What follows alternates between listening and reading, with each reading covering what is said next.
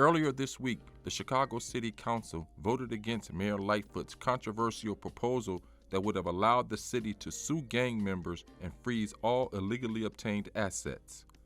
Just 2 days prior to the vote, the subject was a hot topic at a Peace and Justice Summit held in the Austin community. At least 3 West Side aldermen were in attendance, and residents got the opportunity to speak to them directly on this issue. So I was just asking, where do y'all personally stand, and do y'all support that ordinance? And if so, could you please explain to me why? Why would you even do something? Jason Irvin of the 28th Ward and Chris Taliaferro of the 29th Ward both voted in favor of the proposal and attempted to explain their reasoning.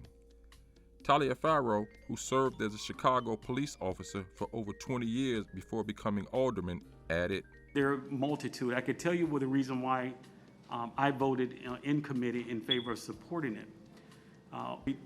I'm talking folks that are higher up that had 500, 600, $1 million, $2 million houses as a result of criminal activity." Alderman Jason Irvin also added, "The aim and the desire of this is not to look at what's happening just on the corner of Wilcox and Springfield, but to look at what's happening globally. This is something that's not different than the power that the federal government has or the state of Illinois has."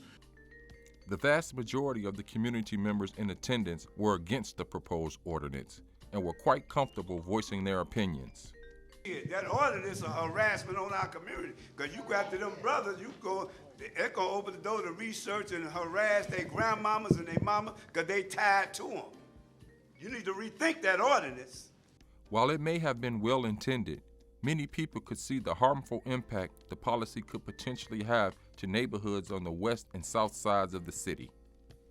I understand that I grew up around it, but you all need to be mindful of the fact, them young brothers on the corners, I know you say it's not going to impact the young brothers on the corners, but it will. Because if they're associated with an organization that's making money, then the Dragnet comes in, the RICO Act, the Sting comes in, everybody's going to get locked up. Just be mindful of that.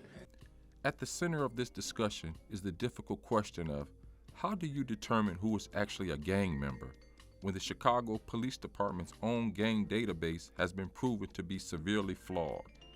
In fact, in 2019, former Inspector General Joe Ferguson came to the Austin community to explain the inaccuracies involving the database. Over 500,000 arrest situations, okay? What were these arrests for? Over half of them for misdemeanors. To bring it to reality, one man in attendance gave a personal testimony of how the gang database impacted his family. You know what I'm saying? If you from a certain type of block or a certain type of section, you deem what that block is. The police was doing that. They got my daddy as a gang member. He was from Mississippi. You know what I'm saying? So it's like, this is the type of stuff that you have to think about. Despite the support of 2 West Side aldermen, the proposed ordinance was defeated for now. This is Storyline Studio, West Side Chicago.